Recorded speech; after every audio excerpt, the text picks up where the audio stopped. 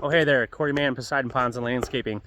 I am here at an earthen pond, and the video that you have tuned into today is about fish habitat. So I wanted to shoot this video real quick, hopefully keep it under 5 minutes for you, just so you know here up front. And if you have more questions, obviously we'll give you the contact information and everything. But let's turn you back around and talk about fish habitat.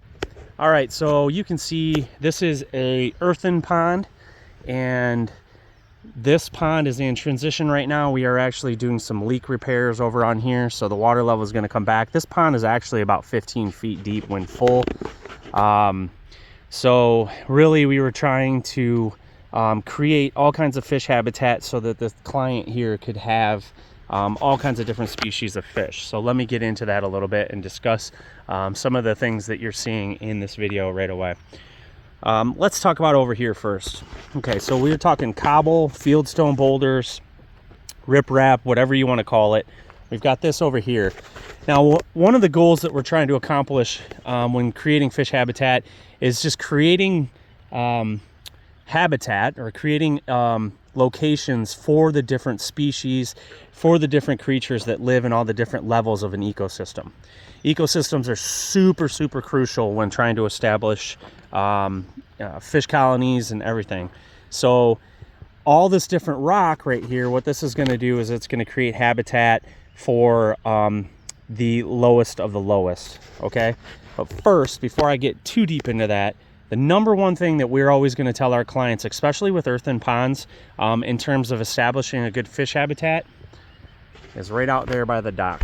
Let me zoom in just a little bit, and you can see the bubbles. So that would be an aeration system.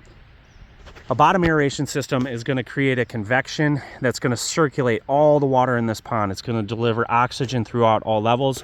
This is going to be crucial in preventing fish kills, providing oxygen throughout and not letting decayed organic materials, otherwise producing ammonias and other noxious chemicals to cause those fish kills that we're talking about. So aeration's number one. Number two, we talk about water treatments.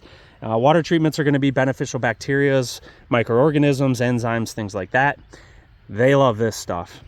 They love the soils. They love rocky surfaces. They're going to colonize on all of those different surfaces, and they're going to help clean the water. They're going to help break materials down.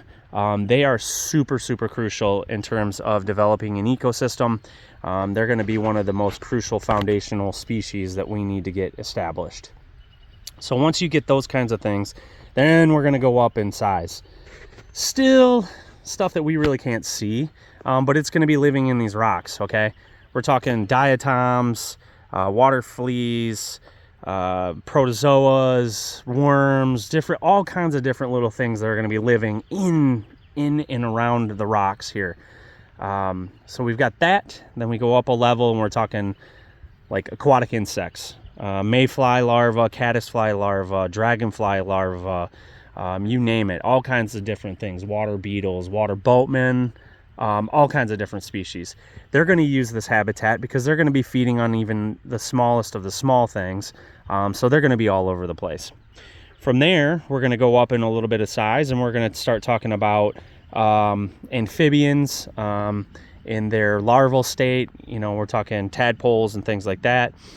And then we get into the minnows, right? There's a whole different array of minnows that can use this as habitat and protection and everything else.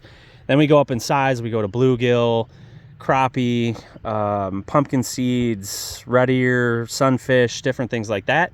They're going to use this habitat.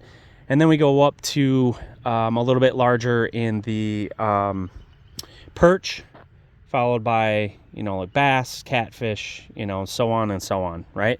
So this little pile of rocks that we just see as a pile of rocks actually becomes a thriving microclimate within this much larger system. And you're going to see a lot of action, a lot of things happening right in here.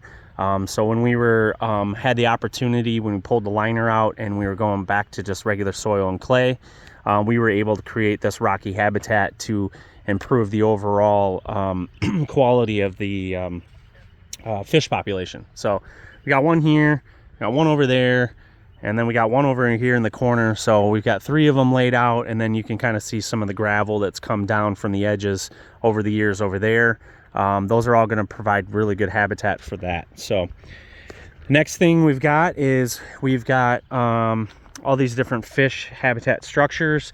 There's a lot of different names for them out there: fish trees, fish cones, fish whatever. They're basically made out of poly pipe and plastic cones and stuff. They just create all these little different areas, and we've got them spread out. We did that originally when there was still a liner in here, and we're reusing them again. You'll see people that will actually use trees and other different like pallets and things that they'll sink in there. These work as well. So what we're seeing on all this stuff is you're creating space. You're creating space for the fish to hide in. Okay, so we've got all these spaces for the fish to hide in. From the larger species, you're giving them protection. You're giving them lots of area to breed and, you know, just create larger spawns of fish and things like that. So kind of a weird explanation there, but you know, that works in terms of understanding what those are exactly. So and then the last and the final one, and this isn't always the most popular one, is, but we suggest plants. Flora is going to be so important, and you can see this pond's kind of been sitting. This client in particular doesn't necessarily like to see all this. This is actually chara, and it is an algae, but you know, seaweeds work as well. But that's just the one of the best locations possible in terms of, you know, establishing a fish habitat, mainly because there's just going to be so much going on in those particular plantings of submerged plants and seaweeds. When you look in here and just take a glance, there's just so much life happening. I got a water strider right there in front of me. I got a little pill bug swimming around. I see snails. There are tadpoles swimming through here.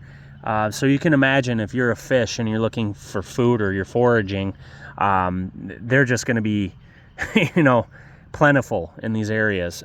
So that's really good in establishing. Look at that. I didn't even see him. He's just sitting right there. It's going to be important in establishing those fish populations. The plants themselves are going to be pulling nutrients for the water from the water column. They're going to be cleaning up the water and breaking all those materials down into plant material, and then some of the other fish are going to be feeding off of that plant material.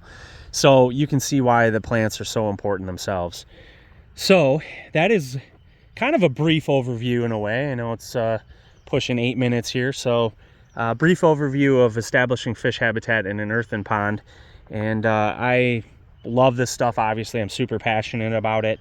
I love the opportunity or the ability to build ecosystems. I think that out of anything, you know, that's happening in the world, ecosystems are just so crucial. And there's so much left to be understood about them. And each and every level is just, you know, so special and so unique. But even the little microclimates. I could go on nerding, but I'll pass. Save you that. So thank you so much for tuning in. Again, my name is Corey Mann of Poseidon Ponds and Landscaping. I'm now 23 years into this, loving it every day, and I'd love to help you. So if you have any more questions about establishing fish habitats or any questions about large earthen ponds, farm ponds, whatever you want to call them, get a hold of us at 734-726-5061 or reach us at our website, www.poseidonponds.com. And then just remember that Poseidon Ponds and Landscaping is a company with a culture that is designed to transform our clients' health, homes, and lives through their landscapes and their water features. Thank you so much. Appreciate you. See you in the next video.